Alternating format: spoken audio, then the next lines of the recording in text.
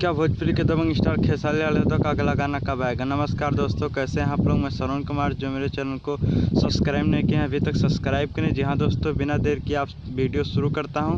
भोजपुरी के दबंग स्टार खेसारी लाल यादव का एक बहुत ही तगड़ा सॉन्ग आने वाला, जो कि बहुत ही बवाल किस्म का गाना होने वाला है। जो कि दोस्तों उस गाने का जानकारी निकल कर आई है, जो कि दोस्तों कल या परसों उस गाने का पोस्टर लॉन्च कर दिया जाएगा, जो कि बहुत ही तगड़ा सॉन्ग होने वाला, जो कि रिलीज होती ही बवाल धमाल मचाना शुरू कर देगा। जहाँ दोस्तों उसमें वो गाना आप सबके बीच में कल या परसों शाम तक उस गाने का पोस्टर आप सबको देखने को मिलेगा। तब तक दोस्तों आप सबको मैं नई वीडियो बनाकर मैं बताऊंगा। जी हाँ दोस्तों, भोजपुरी के दबंग स्टार खेसारी लाल यादव का रंग दे बसंती मूवी का एक और बहुत ही तगड़ा लुक आया है। जी हाँ दोस्तों, उस गाने का लुक आप सब देख सकते हैं मेरे स्क्रीन पर, जो कि दोस्तों 7 जून को रिलीज हो रही है। सिनेमा हॉल में देखना मत भूलें।